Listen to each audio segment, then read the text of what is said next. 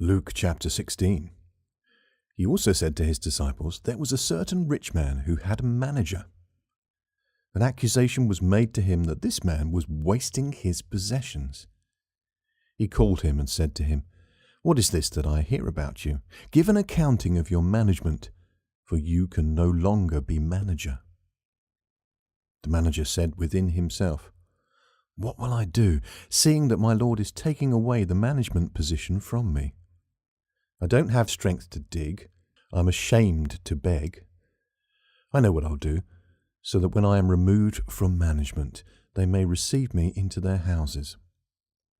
Calling each one of his Lord's debtors to him, he said to the first, "How much do you owe my Lord?"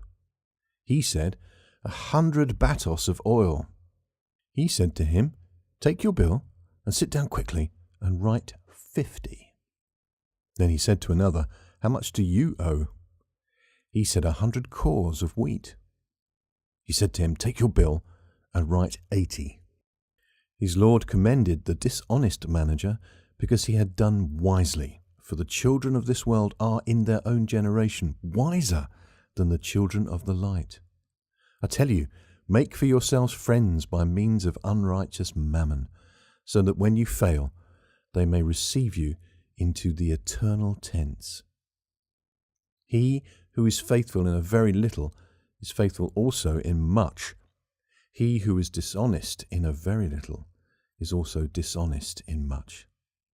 If therefore you have not been faithful in the unrighteous mammon, who will commit to your trust the true riches?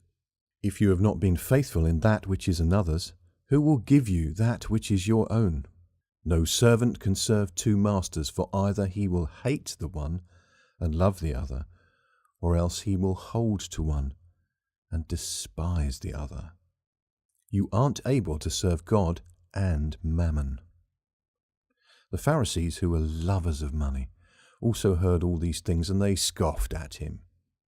He said to them, "You are those who justify yourselves in the sight of men, but God knows your hearts. For that which is exalted amongst men is an abomination in the sight of God.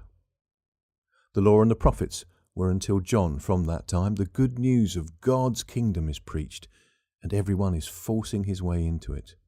But it is easier for heaven and earth to pass away than for one tiny stroke of a pen in the law to fall.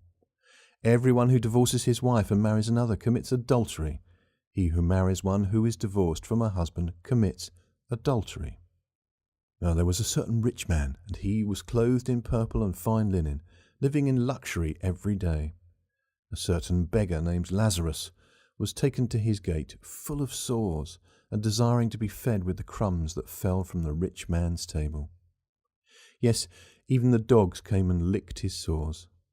The beggar died, and he was carried away by the angels to Abraham's bosom. The rich man also died and was buried.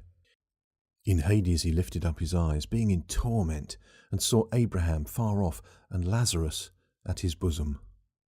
He cried and said, "Father Abraham, have mercy on me, and send Lazarus that he may dip the tip of his finger in water and cool my tongue, for I am in anguish in this flame."